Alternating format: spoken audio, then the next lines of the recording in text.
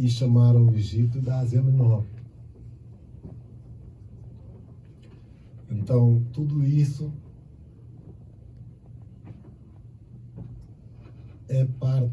faz parte de uma estratégia de falsificação da história.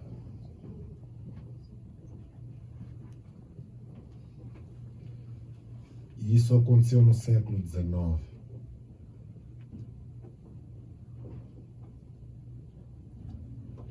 Então isso fez com que todos nós, afinal, acabamos por ter essa África idealizada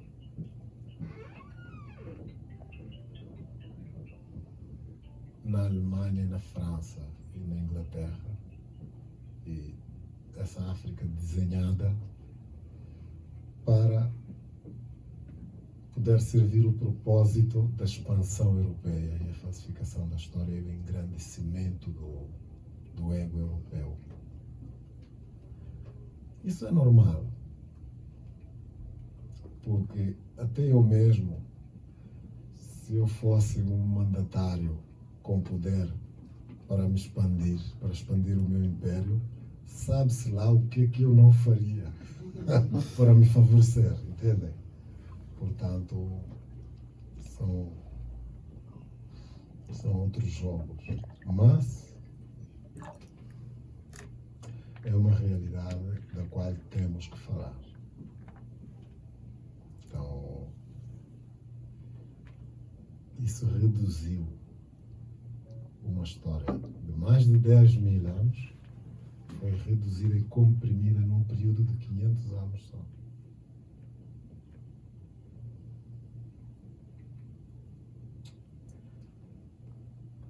Então, eu quero pôr o foco em dois assuntos especiais. Ou vamos fazer deles especiais agora nesta conversa, destes assuntos. Um é a representação gráfica das nossas línguas, sistema de escritura,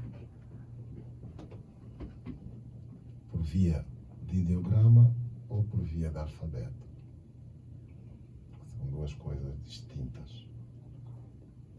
E outra é a língua como entidade viva e ferramenta de comunicação, expressão e transmissão e de impressão.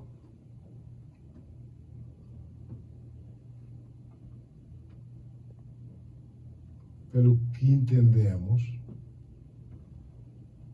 por ser um organismo vivo,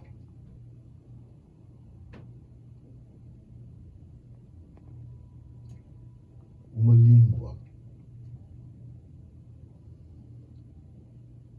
o percurso dela é como o de um ser humano. Quanto mais tempo vive, mais experiência acumula. Então, não podemos pretender que um adolescente de 15 anos tenha acumulado tanta experiência como um homem de 50 anos. Não podemos pretender que isso seja assim. Então, o que é que aconteceu? A capacidade de expressar o ser humano e o seu universo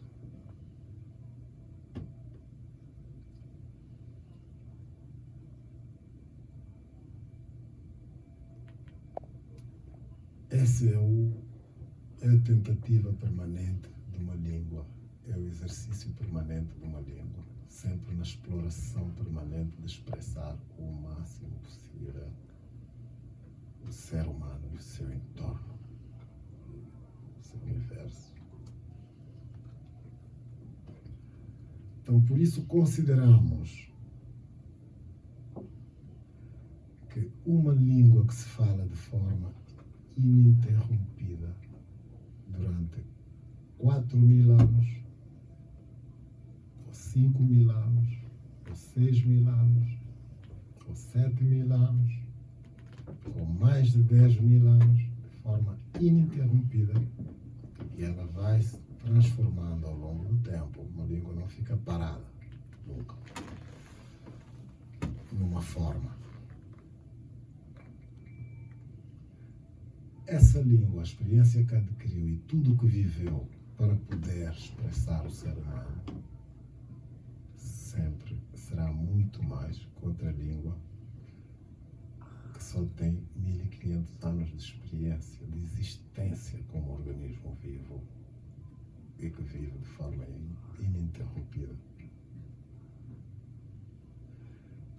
Seria interessante botarmos um pouco de atenção nisso e dedicarmos um pouco de tempo para refletir sobre esse assunto, porque em definitiva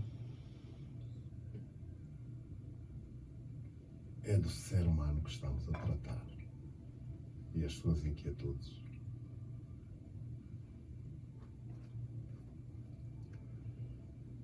Então vejam como foi possível realmente programar a cabeça dos seres humanos que somos produtos desta civilização dos últimos 1.500 anos ou 2.000 anos, de tal maneira que perdemos de vista algo tão óbvio como isso. Fomos programados de tal maneira que conseguimos perder de vista algo tão básico como isso. Isso falando da língua. E depois falando de nós mesmos. Atualmente isso é o que acontece com as pessoas. Já não há respeito pelas pessoas mais velhas. Não há consciência. O que é que significa ter uma pessoa que viveu muito mais anos que nós? Não estamos conscientes do que é que significa isso. Confundimos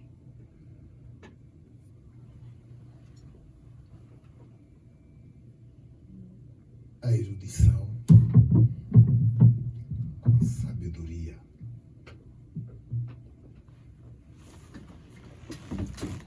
Então, como vinha falando, uma pessoa pega numa língua como Bamanão, por exemplo, que chamam de Bambará,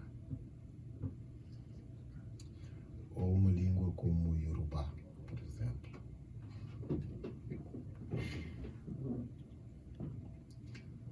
ou como são muitas, Nuba, são muitas línguas,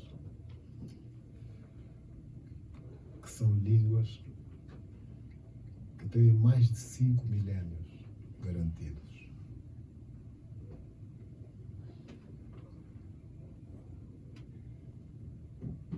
E ainda somos capazes de acreditar que o inglês, que é uma língua do século IX, X, ou o português, que é de 12, 13, ou o castelhano, o romance, as línguas romances, 11, 12,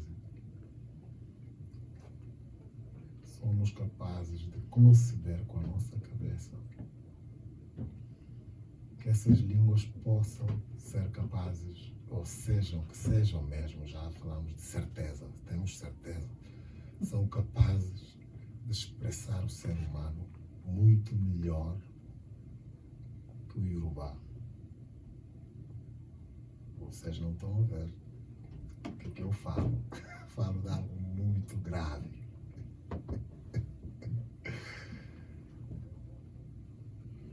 Essas línguas chegaram a um nível tal que conhecem o ser humano a uma profundidade que só tempo de vida pode conduzir uma língua a esse lugar. acumulação de palavras, não é o léxico que faz que a língua tenha uma capacidade gigantesca de expressão. Não. É tempo de vida. Por quê? Porque a tendência de uma língua é sintetizar. É sintetizar. Conseguir pôr numa palavra um conjunto de coisas expressadas de formas quase exatas.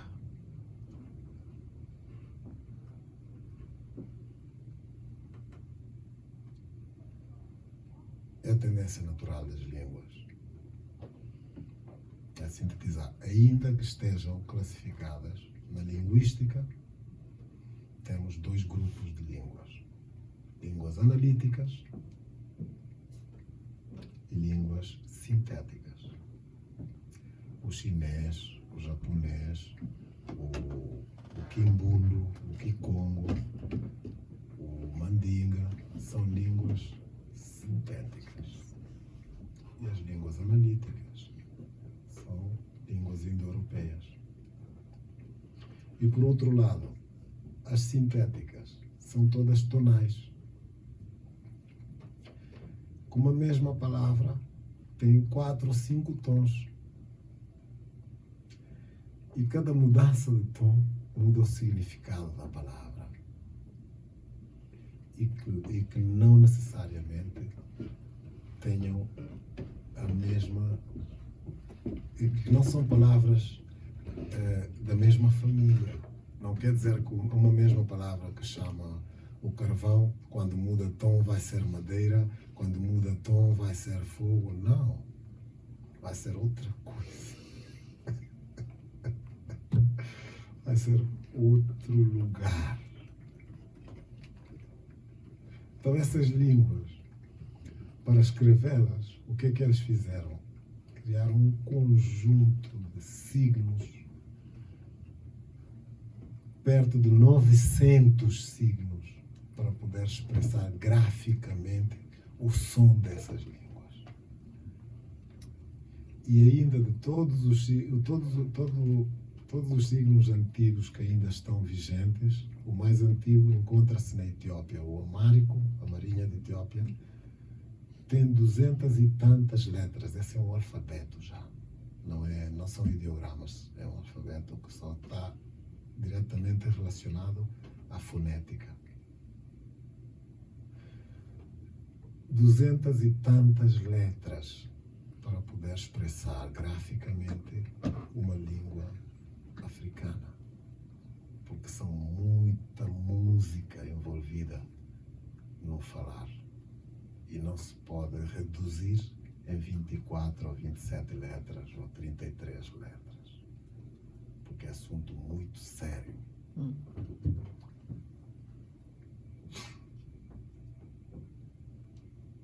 Então, é só um primeiro momento para começarmos a refletir. Eu não vos quero levar à África necessariamente, quero vos situar aqui no Brasil. Como toda uma sociedade de gente supostamente instruída,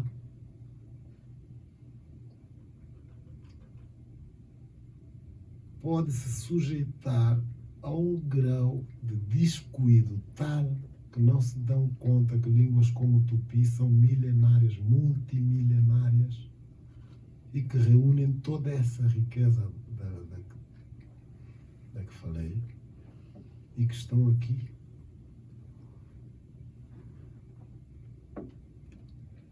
Eu acho que o academicismo, se houver uma honestidade,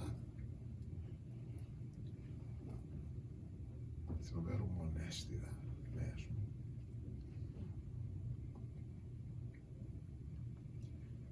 o academicismo teria que passar por aí, começar a dar-se conta, mudar de óculos para começar, mudar de óculos para ver diferente, ou mudar do lugar onde se coloca para ver as coisas. Se não der para mudar de lugar, mudemos de óculos.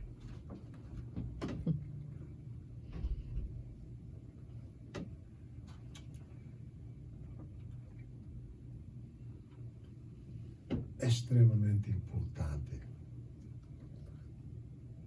Se amamos o saber, realmente, se somos filósofos sérios, é urgente. É urgente. Agora, é fácil ficar na zona do conforto. Eu já vos disse. Se eu tivesse o poder que teve Alexandre Magno e estivesse no lugar dele, talvez faria coisas muito piores, porque tenho que dominar. Tenho que conquistar, tenho que ter, tenho que tomar. Tenho que me engrandecer a mim e aos meus. Portanto, isso é sabido, deixemos de lado. Mas seria interessante que a população descendente da Europa começasse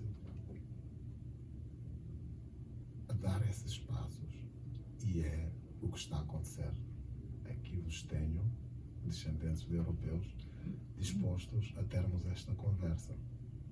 Daí vem a gratitude que eu sinto por poder ter essa conversa com vocês, porque todos fomos vítimas dessa falsificação da história e inversão de valores. Inversão de valores, gente. Inversão de valores. Então, é extremamente urgente podermos falar abertamente e importante não localizarmos o debate no indivíduo. É importante, porque estamos a dar-nos conta do grande engano, do qual todos fomos e somos vítimas. Então, não vamos causar um enfrentamento a nível pessoal, porque não é disso que se trata, porque queremos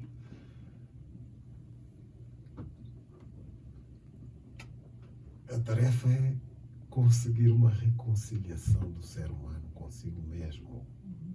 Essa é a tarefa e não outra.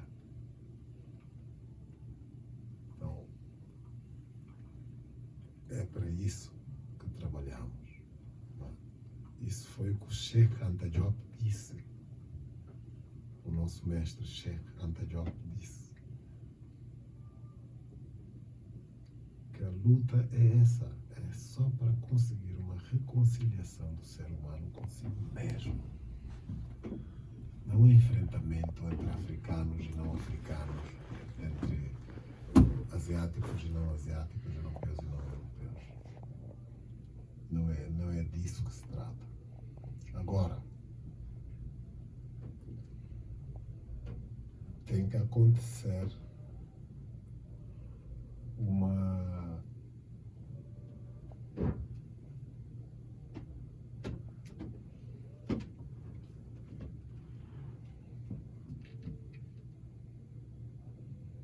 retificação da percepção e uma retificação de valores.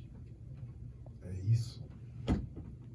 Por isso é fácil estar na zona do conforto. Eu vou sempre insistir nisso. Agora vivemos uma era de privilégio branco.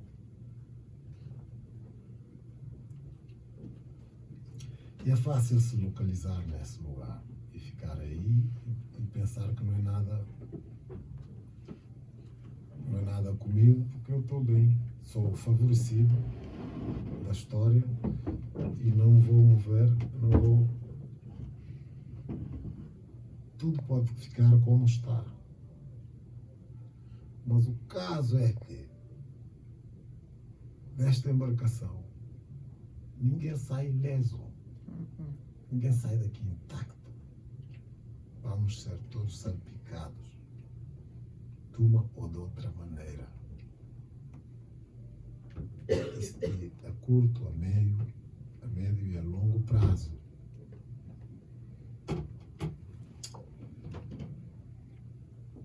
Então, voltando a essa chamada de atenção, se formos ver,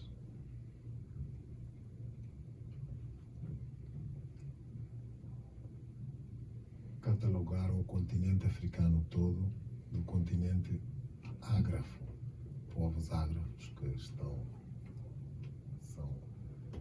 estão à margem do conhecimento da representação gráfica da sua língua. É uma invenção. A escritura mais antiga é da que falei, que tem perto de 900